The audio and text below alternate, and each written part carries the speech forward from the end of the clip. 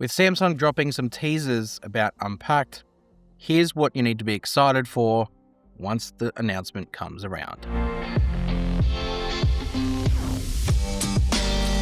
Welcome back to SamMobile TV. You're here with Daniel. The Samsung teasers hitting the airways, and we sort of showed them off in a video last week.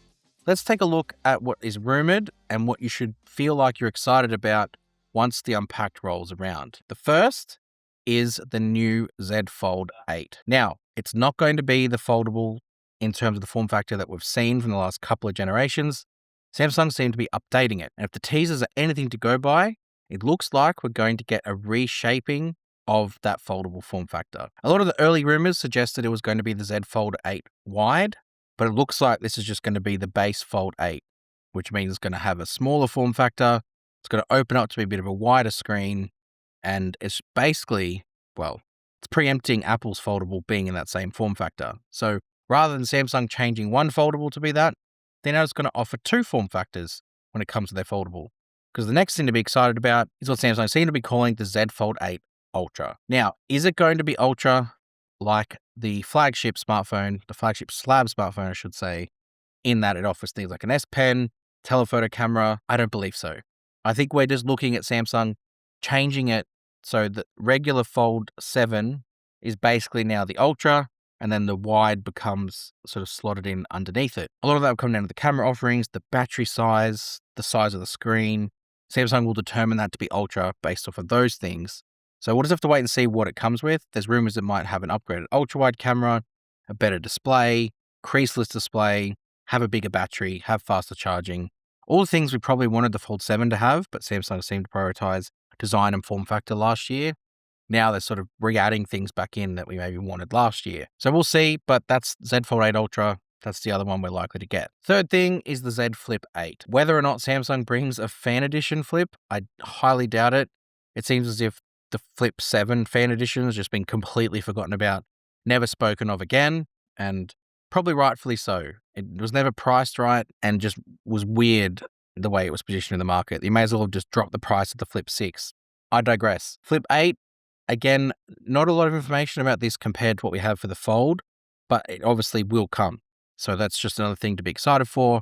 The device doesn't seem to have too many changes. Seems pretty much the same as last year, with the exception of the fact that Samsung might make it a bit slimmer and a little bit lighter, meaning the design should be the same, but feel a little bit less cumbersome to hold in your hand. But as of now, that's really the only main two things that we kind of tend to know about it. Fourth thing is the Galaxy Watch 9. Now, as we did a video on the new Samsung Health last week, obviously this is going to bring some upgraded sensors, some upgraded features, and One UI 9 Watch, which will likely activate a lot of those features that we saw, but also it'll bring a more streamlined design, bigger battery, just a better overall performing smartwatch. It'll also be launched alongside the Galaxy Watch Ultra 2, which I'm definitely excited for this one, because as much as I love my Watch 8 Classic, the battery life on this just doesn't hold a candle to the Watch Ultra from the year before. And Samsung refreshing the Ultra every 2 years means we're likely to get a considerable battery jump, and I'm very much looking forward to that. Hopefully they bring the rotating bezel to the Ultra.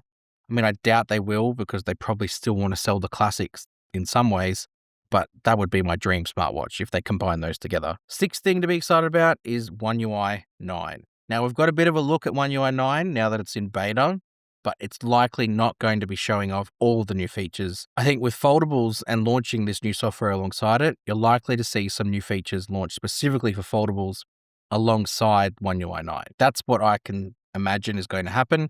It's happened with every foldable launch so far, and I don't see this being any different. In terms of how they scale some of those back to slabs bones, it will just be down to how specific they are. But One UI 9 should bring some foldable specific stuff, and that's definitely a reason to be excited. And the last one's a bit of a off-the-shelf type idea. It's a Samsung DeX laptop. It's something that we've been speaking about over on SamMobile.com for a while. And the concept of having a Samsung DeX built laptop is something that definitely appeals to me, and I would be very excited to see that happen. It'll be based on One UI 9 and Android 17, and it would be a hardware dedicated to running just Samsung DeX. There'll be no phone to plug in, no extra things you need to carry around, just the laptop running DeX natively on board. Definitely keen to see what that would look like, especially in the days of MacBook Neo and how successful that's been. If Samsung priced this right and have different tiered versions, I think you could be looking at a very, very compelling laptop offering, and one that might even replace the need for a tablet. But we'll just wait and see what Samsung do with it, if it happens at all, if it even happens at Unpacked. It might come a bit later. Anyways, for all the latest when Unpacked finally drops, make sure you hit subscribe to SamMobile TV. You don't want to miss all the stuff we've got planned for you, and we'll see you guys next time. Thanks.